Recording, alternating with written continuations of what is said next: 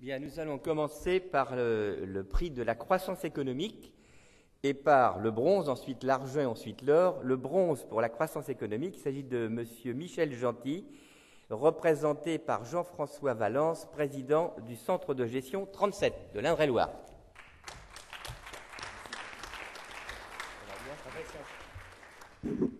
Avec un chiffre d'affaires en hausse de 35% en 2006 et un résultat multiplié par 2 la même année, cette entreprise tourangelle de peinture-décoration emploie 7 salariés.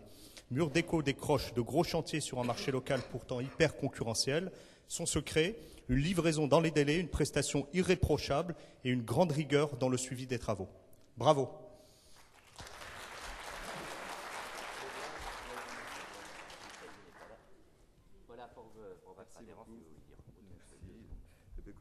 Juste pour dire que je remercie beaucoup pour ce trophée. Je me ferai un plaisir de le remettre à notre adhérent lors de notre prochaine Assemblée Générale. Donc je le remercierai aussi pour vous. Merci.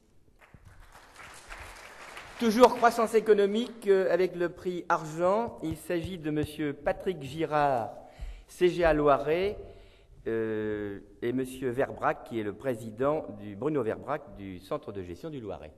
Déjà 3 générations de bâtisseurs chez les Girard. La maçonnerie, c'est une vraie tradition familiale, une filiation synonyme d'innovation dans cette entreprise artisanale aux performances économiques impressionnantes. Patrick Girard intervient aujourd'hui sur de grands projets en génie civil, fabrication de silos pour le stockage des céréales, édification de murs coupe-feu ou encore réalisation des massifs de fondation pour le pose d'un four biomasse, le plus puissant de France pour le séchage de la luzerne et des pulpes de betterave. Bravo, monsieur.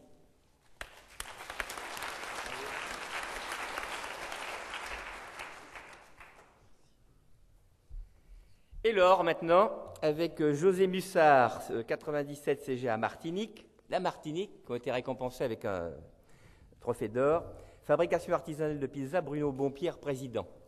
C'est le plus italien des Martiniquais, Monsieur Pizza en personne, roi gourmand de la fameuse spécialité transalpine façon Fort-de-France. José Mussard est l'inventeur de la pizza typée Martinique, un concept marketing qu'il décline en 36 recettes maison, toutes aussi savoureuses les unes que les autres, comme la pizza chèvre au miel ou encore la tinin morue dont raffole la clientèle locale. Point fort, la valorisation des produits locaux et une innovation culinaire constante. En quelques années seulement, Casa Pizza est devenue la référence en matière de pizza à la mode antillaise. Pourtant, la concurrence est féroce. Un stimulant pour José qui considère la compétition commerciale comme un facteur de motivation supplémentaire. Entrepreneur dans l'âme, il a même ouvert 2 nouveaux établissements, Cabana Pizza en 2003 et Cabana Resto au début de l'année 2007. Et une petite question, Monsieur Mussard. Les composants de la tinin morue, c'est quoi exactement? Eh bien, la banane locale. La banane La banane locale, oui, le tinin, qui est la banane qui n'est pas encore le fruit, qui reste un légume, et bien entendu, la chic taille de morue. Parfait. Le prix est remis par Madame Dontaville de LCL. Un petit mot également, j'ai appris que vous veniez régulièrement en métropole pour recruter des pizzaiolos parmi les meilleurs. Ça m'arrive effectivement, alors sinon j'en trouve également sur place, mais c'est vrai que le problème de la formation est un problème crucial. Bravo, je laisse Marie-André Dontaville remettre le prix Les ailes d'or à José Mussard. Nous allons passer au dynamisme du conjoint, commencer par le bronze. On va demander au lauréat d'avancer un peu plus sur le devant de la scène, s'il vous plaît, pour le photographe. Myriam Bataille, CGA Charente-Maritime, création-vente de bijoux fantaisie. Evelyne Cavelle, présidente du centre. C'est Patrice Boulard que nous récompensons, qui n'est pas là, je crois, et qui est le conjoint de Myriam Bataille. C'est le manager survitaminé de Retour de plage, un chatoyant atelier de création de bijoux situé à Saint-Trojan-les-Bains sur l'île d'Oléron, tandis que Myriam s'accompagne entre perles, métaux, fils et rubans, associe les matières et les couleurs, invente librement ses modèles.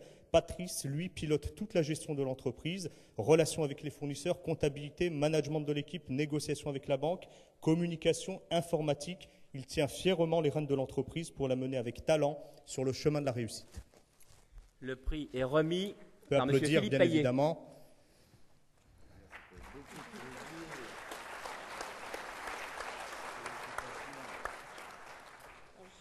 Je suis très contente de recevoir ce prix qui, dans un sens, récompense aussi le CGA 17, dont je suis la présidente. Je ne manquerai pas de leur donner à mes adhérents lors de notre Assemblée Générale. Encore merci. Merci. Monsieur Christophe Lagre, CGA 59, Hauts-de-France, restaurateur. Et Madame Carpentier-Verlot, présidente du CGA. Et nous récompensons donc Nathalie Liagre, la conjointe. C'est l'histoire d'un ch'timi qui voulait être moniteur de ski en Savoie et qui est devenu restaurateur à Wambrochy, tout près de Lille, dans le Nord. Retour en arrière. 1994, un an après la reprise de sa première affaire, son expert comptable, affolé par les chiffres, lui conseille de vendre. Pas viable, dit son conseil. Christophe refuse et met les bouchées doubles. Il croit dans son projet et ne veut pas se résigner à l'échec. Pour relancer l'activité, il multiplie les soirées à thème et communique tous azimuts pour faire revenir la clientèle. 1995, c'est le déclic. Ce passionné de montagne enrichit sa carte de 2 fondus.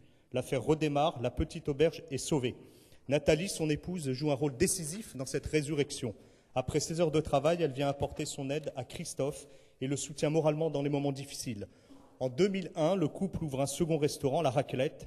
L'année suivante, les 2 établissements fusionnent en un seul, la petite auberge savoyarde à Wambrochy.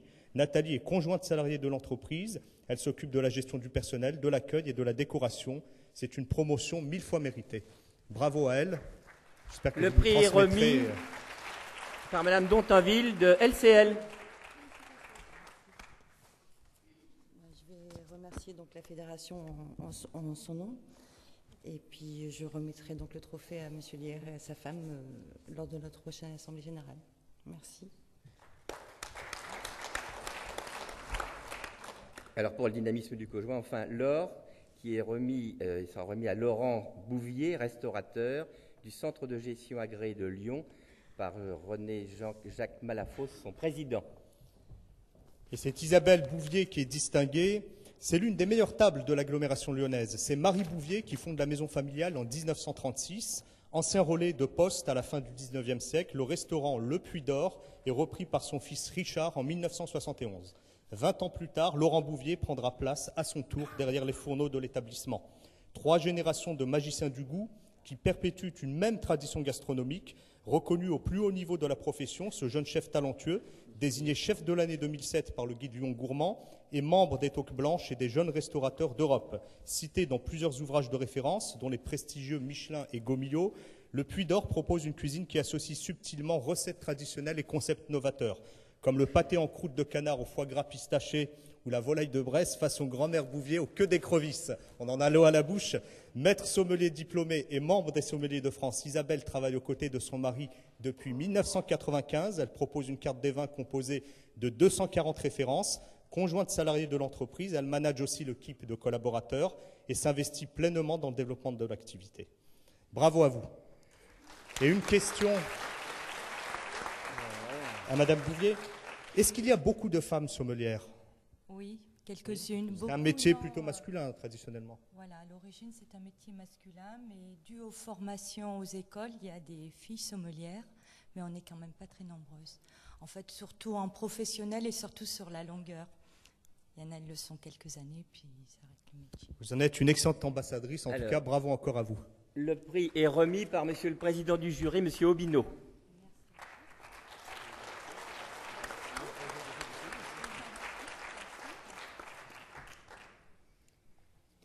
On passe à une autre série, emploi et formation. Pour le bronze, José Faucheux, qui est couvreur du CGA de l'Aisne, avec son président, M. de Brabant. Et c'est un coup double pour cet artisan picard déjà primé en 1998. À la tête d'une entreprise de couverture employant 18 personnes, José Faucheux est un restaurateur de patrimoine aux compétences recherchées. Il intervient sur les chantiers des monuments historiques, sans négliger pour autant le marché des particuliers. Passionné par son métier, il exerce de nombreuses responsabilités dans les organisations professionnelles du bâtiment et forme chaque année de nombreux jeunes au métier. Bravo. Le prix est remis par le président Payet.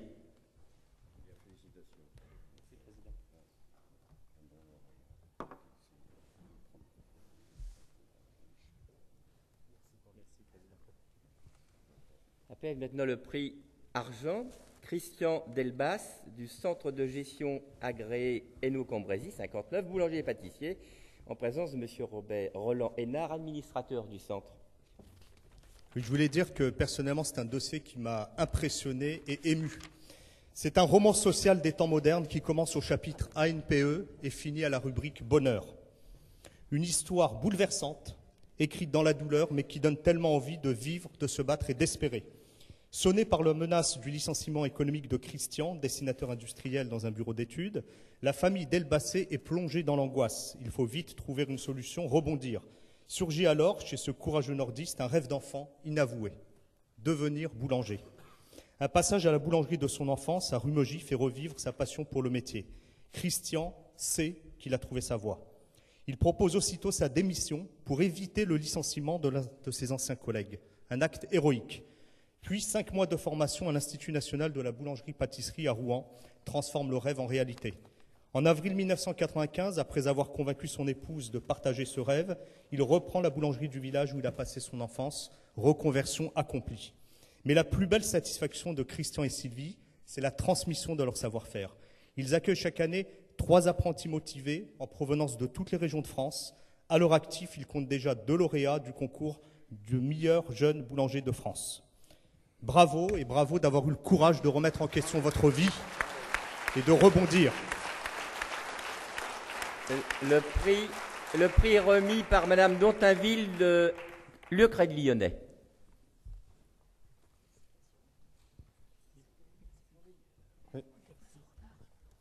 Se dépasser rapidement, est-ce que vous pouvez nous dire où vous avez logé pendant que vous avez suivi cette formation de 5 mois à l'INBP de Rouen?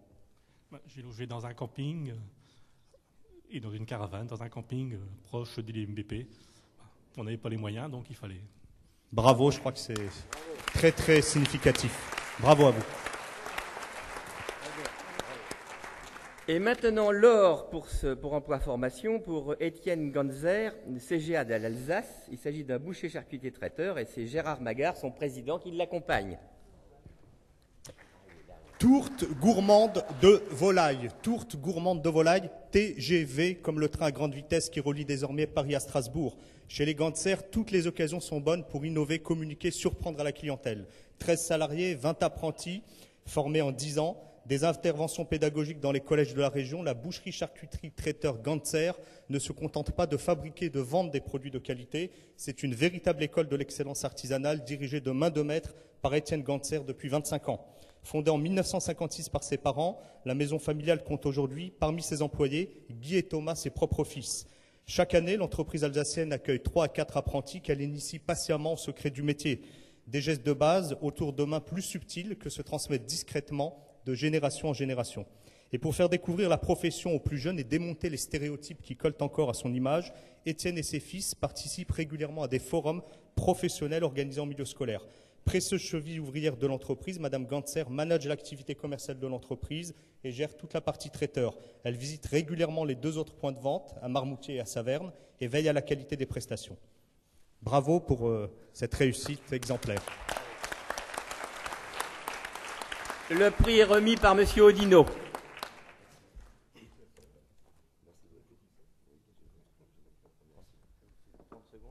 Une seconde et demie, ça va. Je m'excuse de ma voix, je suis un peu grippé. Je suis ému et puis en même temps content parce que je ne m'y attendais pas du tout. Je voudrais bien remercier le centre de gestion et puis le jury qui ont bien voulu m'attribuer ce trophée. Merci beaucoup. Bravo.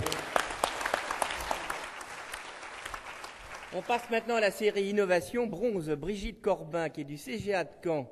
Elle est accompagnée par son président du CGA Caen, Monsieur Gérard Mainfray. En Basse-Normandie, c'est l'un des rares musées privés dédiés à la Seconde Guerre mondiale et au débarquement de juin 1944. Le Grand Bunker a ouvert ses portes à Ouistreham en 1988, créé par Brigitte et Fabrice Corbin, des passionnés de cette période de l'histoire. Il subit une concurrence déloyale, on peut le dire, des musées publics, grassement subventionnés et soumis à aucune obligation de résultat. Vous voyez que j'ai bien lu le dossier. Dans ce contexte hostile, le musée du Mur de l'Atlantique multiplie les initiatives pour marquer sa différence. Exposition de pièces rares, organisation de fouilles archéologiques militaires très médiatisées, recherche de véhicules d'époque, reconstitution de scènes historiques plus vraies que nature, collaboration avec le monde du cinéma, des efforts remarquables qui méritaient bien cet encouragement. Le prix est remis par le président Philippe Paillet.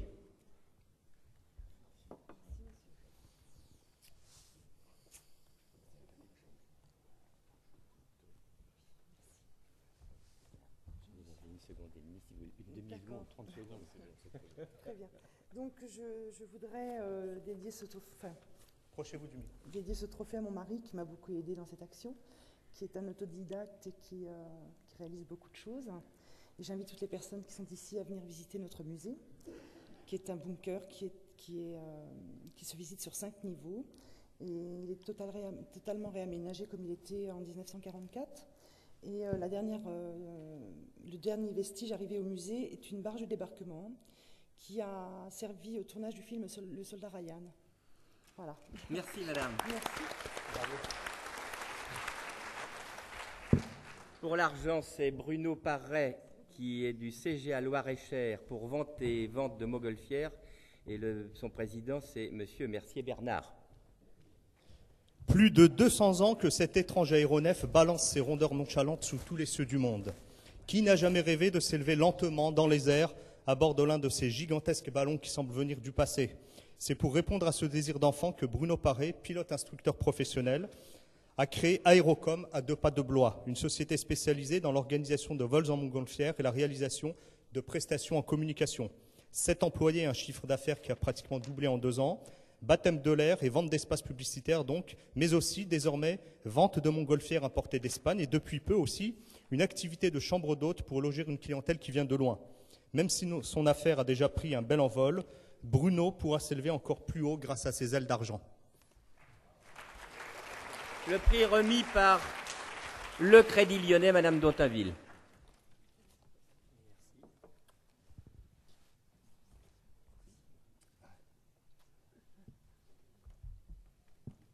On va passer à l'or.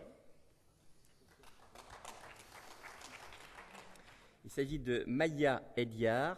Il s'agit du camping Caravaning CGA Vaucluse, qui est représenté ici par son président, M. Sciadiano.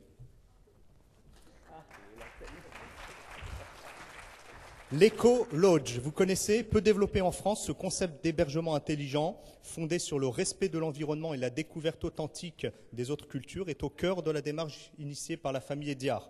C'est Émilie, la fille de Jean-Paul et Maya, qui a découvert cette formule de tourisme durable au cours de ses nombreux séjours à l'étranger. Leur très confortable camping Aérotel La Sorguette, situé au bord de la rivière La Sorgue, dans le Vaucluse, s'ouvre à l'hôtellerie écologique. Objectif, faire découvrir la région à travers un projet citoyen d'éducation à l'environnement pour les adultes et les enfants.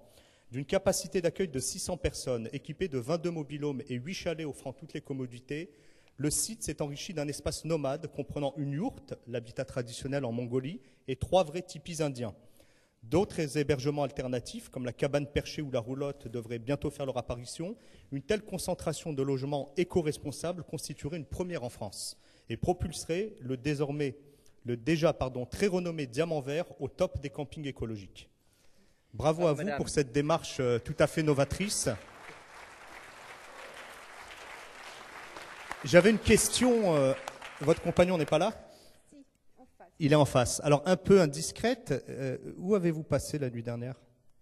Avec lui dans la chambre.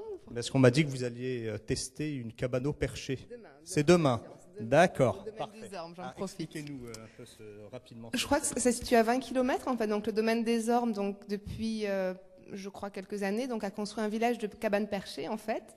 Donc, c'est des cabanes qui se trouvent à peu près 15 mètres à 15 mètres de haut. Donc, on y monte avec un baudrier, avec un harnais, c'est une tyrolienne, c'est à l'intérieur. Il faut avoir son téléphone chargé, interdit aux femmes enceintes. Non, ça m'arrive. Je vous souhaite une très bonne nuit.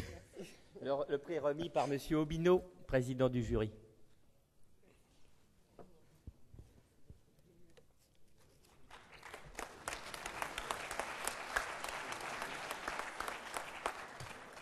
Nous allons passer aux nouvelles technologies, avec pour le bronze Christian Biglia, des Bouches-du-Rhône, CGA 13, vente de prêt-à-porter féminin, et le président Claude Aide l'accompagne. De la boutique en dur au magasin virtuel.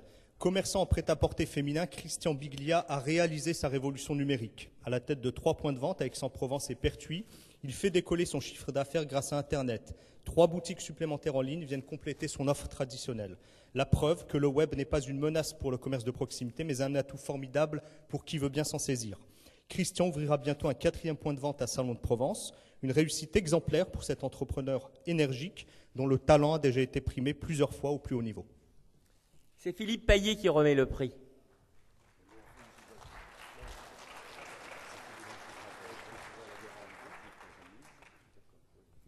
J'appelle maintenant l'argent pour Jean-Jacques Mathieu, qui est ébéniste du CGA Haute-Savoie et qui est représenté, le CGA, par son président, M. Marmont. Yves. On revient toujours à ses racines, surtout lorsqu'elles se trouvent dans un petit village du massif des Bauges, entre prairies et forêts au creux de la montagne savoyarde. C'est dans ce paysage inoubliable que grandit le petit Jean-Jacques. Il flâne alors souvent dans l'atelier d'ébénisterie de son père. De temps en temps, il travaille même le bois.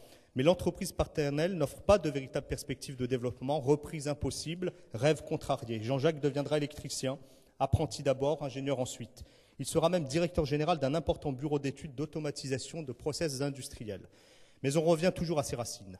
Au début de l'année 2000, il rentre au pays et crée son entreprise d'ébénisterie, menuiserie, électricité générale dans le village natal de son épouse, également dans le massif des Bauges. Gestionnaire hors pair, il réalise des prestations de grande facture qui combinent savoir-faire traditionnel, la rénovation de fermes rurales, et recours aux nouvelles technologies, l'installation de centrales photovoltaïques ou de chauffage par énergie renouvelable. Bravo pour ce parcours aussi hors du commun. Le prix est remis par Mme Dontainville du Crédit Lyonnais.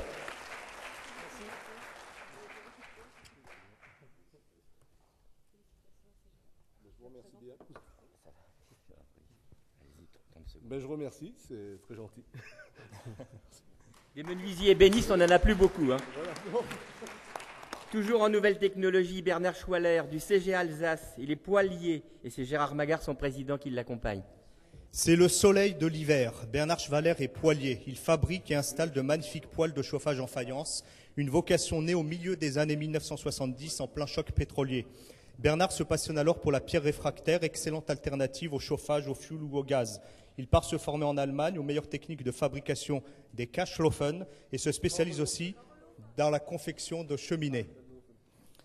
Après avoir acquis une solide expérience outre-Rhin, il fait revivre le métier de poilier en Alsace en lançant une variante du poêle traditionnel. Son modèle de poêle de masse offre une superbe vision du feu tout en optimisant l'accumulation et le rayonnement de la chaleur.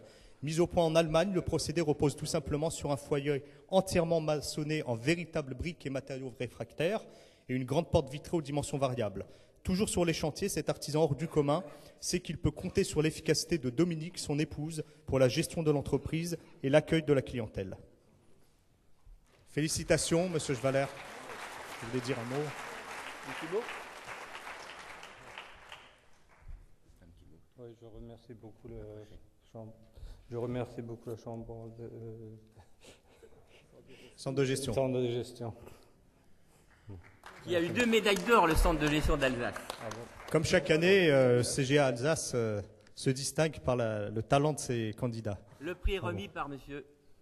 Obino, président du jury.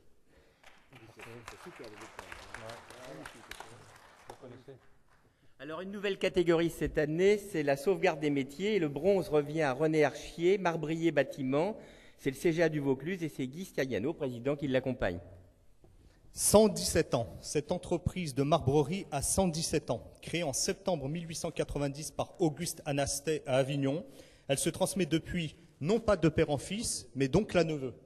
Une tradition originale qui a amené René à reprendre l'affaire de son oncle en 1968. Spécialisée dans la création de pièces uniques en marbre, cette SARL de famille emploie 10 personnes. Clairement positionnée sur le marché haut de gamme, elle cible une clientèle de particuliers, d'architectes et de décorateurs. Artiste dans l'âme, René Archier conçoit de véritables œuvres d'art qui lui valent une réputation nationale. Bravo, Monsieur Archier.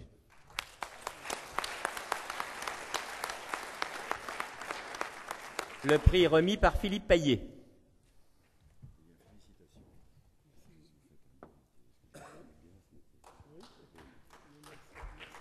J'appelle maintenant pour l'argent Jean-Pierre Leclerc, qui est luthier.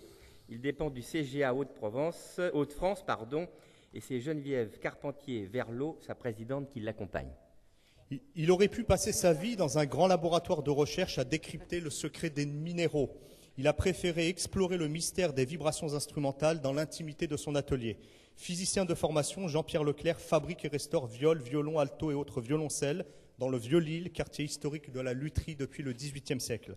Ce passionné de musique ancienne a appris le métier tout seul, après des années de travail acharné et des rencontres décisives avec de grands musiciens. Jean-Pierre n'a qu'une seule patronne, son oreille. C'est d'abord elle qui travaille, qui reconnaît les mots dont souffrent les instruments auxquels il redonne vie. La main n'est que la servante soumise de sa capacité à comprendre le langage des sons. Et pour que jamais son art ne meure, il accueille et forme des stagiaires qui viennent de toute la France, mais aussi d'Allemagne, d'Italie ou d'Angleterre. La plupart d'entre eux intègrent ensuite une école de lutherie, deviennent luthiers et perpétuent à leur tour ce merveilleux métier. Madame d'Autainville du Crédit Lyonnais qui remet le prix. Je vais remercier encore toute la commission pour un musicien qui est toujours... c'est de beaux métiers pour le côté artiste. Merci. Enfin, l'or qui revient à Bruno Lévesque du CGA Indre-et-Loire. Il s'agit de gravure en orfèvrerie. C'est M. Jean-François Valence, président, qui l'accompagne. Perseverando fit optimus. Perseverando fit optimus. C'est en persévérant que l'on devient meilleur. C'est la noble devise de Bruno Lévesque, graveur héraldiste à Tours. Diplômé de la prestigieuse école Boulle, meilleur ouvrier de France, cet ancien graveur en orfèvrerie chez Christophe dirige son propre atelier depuis 1985. Dans l'or, l'argent, le platine ou l'étain, il inscrit avec délicatesse les figures, animaux, arabesques, chiffres ou armoiries qui donneront une personnalité unique aux précieux objets ainsi travaillés. De la médaille à la chevalière, du couvert d'enfant à la ménagère, cet artisan de génie joue avec les reflets du métal, les volumes concaves ou convexes, les ombres et les lumières pour apprivoiser la matière et y faire naître ses créations. La très grande qualité de ses œuvres lui valent une excellente réputation en France et l'admiration d'une clientèle internationale particulièrement sensible à son talent. Dépositaire d'un savoir-faire menacé de disparition, il ne reste plus qu'une quinzaine de graveurs à la main en France, Bruno Lévesque forme tous ses collaborateurs au métier et initie à la gravure les apprentis sertisseurs du CFA du Saumurois. Grâce à lui, 5 nouveaux graveurs ont déjà rejoint la profession. C'est, je crois, là une démarche tout à fait extraordinaire. C'est Monsieur Obino qui va remettre le prix d'or.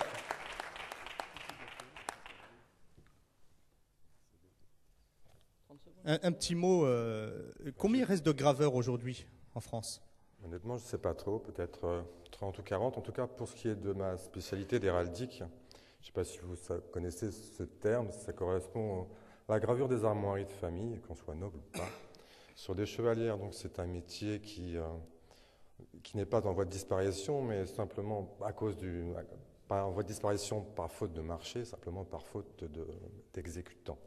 Donc mon travail, c'est d'essayer de faire en sorte que ce métier perdure pour que finalement chacun puisse vivre de cet art et répondre à la demande, puisque comme chacun le sait, les nobles ou non nobles font des enfants qui, par tradition, vont recevoir une chevalière à 18 ou 20 ans.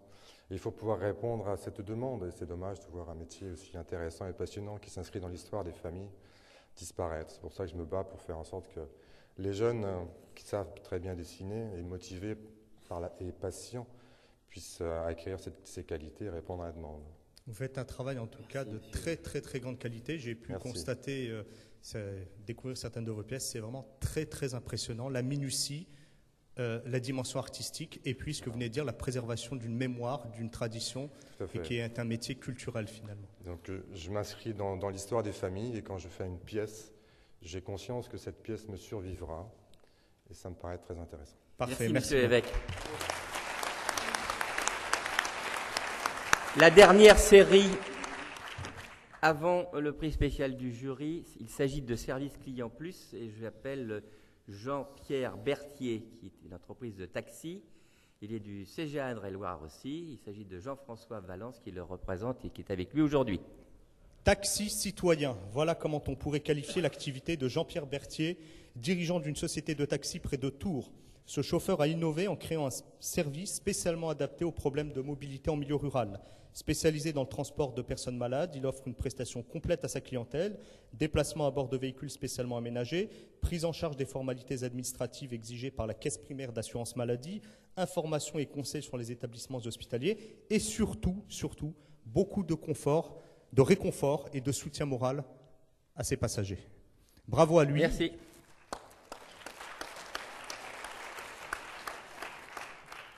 Le prix est remis par Philippe Paillet.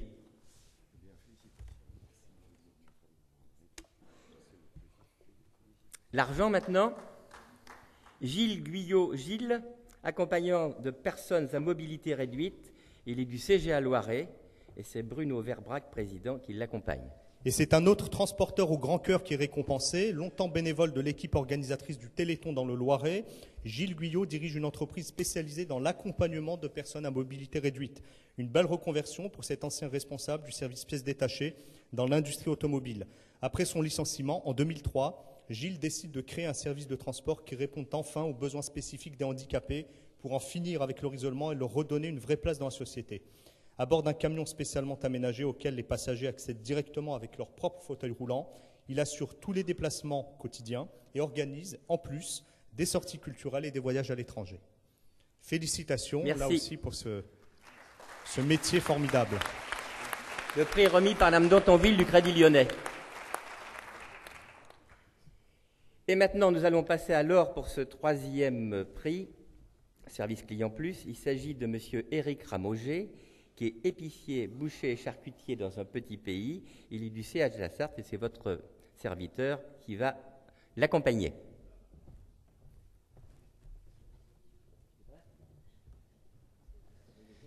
Cinq magasins en un, alimentation générale, boucherie, charcuterie, poissonnerie, point presse, vente de bouteilles de gaz et même un restaurant grill en projet.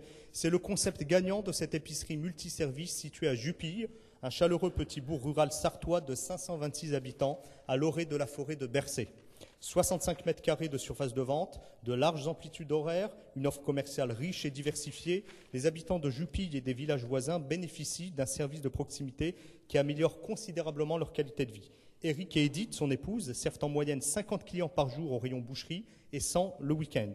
Au-delà de ces prestations commerciales, le point de vente anime le village et stimule le lien social, c'est le thème de cette journée, en favorisant la rencontre et les échanges. Très attaché à la relation de proximité qu'il entretient avec sa clientèle, Eric s'implique dans la vie locale, il prépare des colis pour les aînés de la commune et mijote gracieusement les légumes des repas de réception. Félicitations.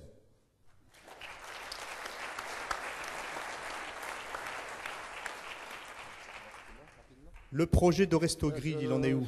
Je remercie tout le monde, CGA 72, puis merci, et la fédération. Votre projet de restaurant grill, c'est pour bientôt? Je ne sais pas, c'est en étude. Oui. Parfait, merci. Monsieur Obino remet le prix or à Monsieur Ramauger.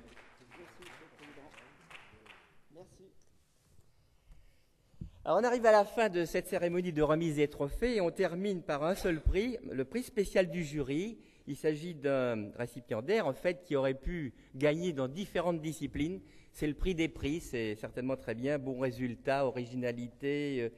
Il s'agit de Mario Heria, peinture industrielle et bâtiment. Il est du 59 dans le Nord, Hainaut-Cambrésis, et Monsieur Roland Hénard, administrateur du centre de gestion, l'accompagne. Voilà aussi un autre dossier vraiment très très particulier et qui a été très émouvant.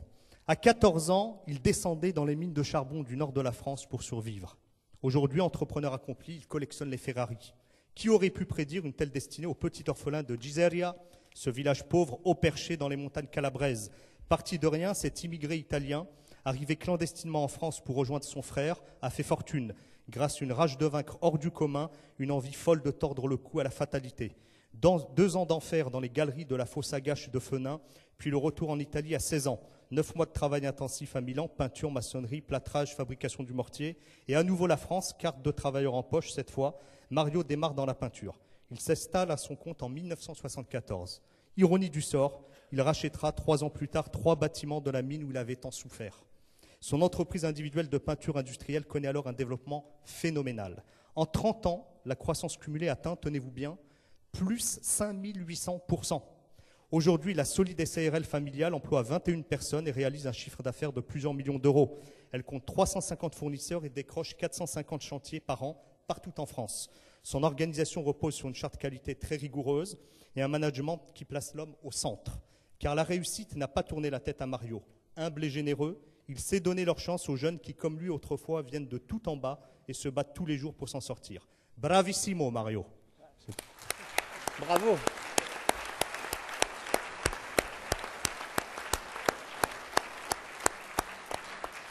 Alors, le prix est remis par Monsieur le Président du jury, par Monsieur Obino. Oui, une petite question. Ce parcours tellement, Monsieur Ribocourt, ce parcours tellement extraordinaire, je crois, a donné lieu à un film sur la vie de Monsieur Liéra.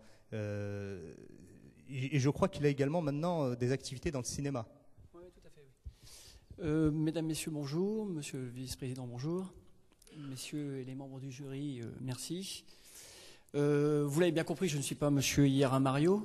Je fais partie du cocon familial, puisque l'entreprise Liéra, c'est avant tout un cocon familial qui est représenté ici par sa fille, qui est juriste d'entreprise, ainsi que moi-même, son neveu, et bien sûr toute une équipe qui gravite autour. Pour revenir sur le cinéma, c'est vrai que Monsieur Liéra père a un très bon ami chez nous dans le Nord, qui est Monsieur Riquet, qui est le maire de Valenciennes, et qui a voulu faire un film sur sa vie parce que c'est un ami intime et il a su d'où il venait. Et il a voulu absolument faire un film sur sa vie. Donc il y a un réalisateur qui commence à être connu, qui a été récompensé à Cannes pour ses premiers films, qui a fait un film sur la vie donc de mon oncle. Et depuis ce moment, on a aussi ouvert une maison de production de films sur Paris. Et son fils a bien sûr fait partie aussi du cinéma. Il est géré par son fils, quoi. Je donne la parole à Rosina, qui est la fille de M. Liéra, et Rosina qui porte donc le prénom de la maman de Mario. Et Mario a 14 ans, lorsque sa maman est décédée, c'était un choc très très profond pour lui. Il avait fait des promesses à sa maman, et je crois que vous en êtes un peu aussi aujourd'hui la perpétuation, la continuation de cette histoire familiale. Est-ce que vous voulez dire un mot peut-être rapidement sur ces valeurs que vous avez, qui sont inscrites en vous, dans votre parcours, dans celui de votre famille? On a des valeurs familiales, on est très très famille, et je pense que c'est la clé de la réussite en fait, la clé de notre réussite. Et je suis très fière d'être là aujourd'hui et de recevoir ce prix au nom de mon père et de mon frère qui travaillent avec nous. Voilà. Bravo à vous. Bravo. Le prix est remis par M. Obino.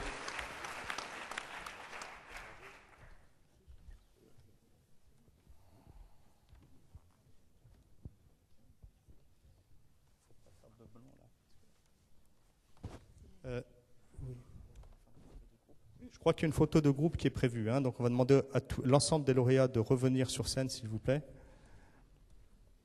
Et vous avez pu juger, là encore, de l'extraordinaire qualité des dossiers et du talent, du génie de ces TPE qui ont été primés par la Fédération des centres de gestion agréés. On a vu dans plusieurs dossiers la fonction sociale de la petite entreprise, vous approchez s'il vous plaît, qui est justement au cœur aujourd'hui des débats.